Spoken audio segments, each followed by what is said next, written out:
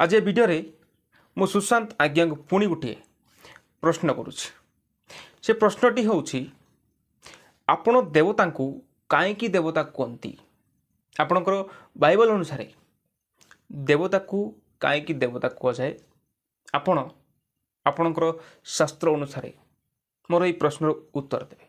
आमे भी जानिबा आपणकर शास्त्र कौन कहूँ देवता को नहीं तापर मो शास्त्र मु उत्तर रखी परमेश्वर मान धन्यवाद हो परमेश्वर के अनुग्रह कले आज आपण मन सम्मुख में पुनर्वार जो भाई पचार थिले जे बाइबल रे देवता को कहीं देवता कह जाए से उत्तर दियो बोलिकी किंतु आमे यथेष्ट पार पर्यंत रखिलु किंतु से तांको शास्त्ररू आज उत्तर रखिंट किंतु ता हिंदी रे देइछंती जेहेतु से बहुत एजुकेटेड वाला बहुत हिंदी भल कहि पारंती एवं से यजुर्वेद 14 अध्याय 31 पदर से हिंदी रो रखिथिले सेतिपई आपण मानको कर्णगोचर निमंते मु ताहा उड़िया रे अनुवाद करी आपण मानको मु रखि दउ अछि आपण माने सेठी माने जहाँ लिखाई छी ताहा को अनुवाद करा हे छी ताहा मु पढ़ी दउ अछि सृष्टिकर्ता शरीर 10 आंगुठी एवं आंगुठी एवं 9 आत्मा द्वारा प्रशंसित होइथिले एहीपरि 29 उत्पादन शक्ति जगत सृष्टि करिछंती केवल सही उत्पादन गुड़ी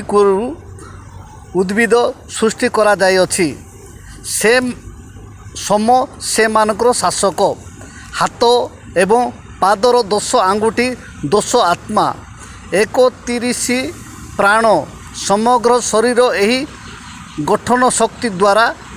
गठित ईश्वर को गौरव एही शक्ति द्वारा प्रशंसा करा जाइथिला एथिरु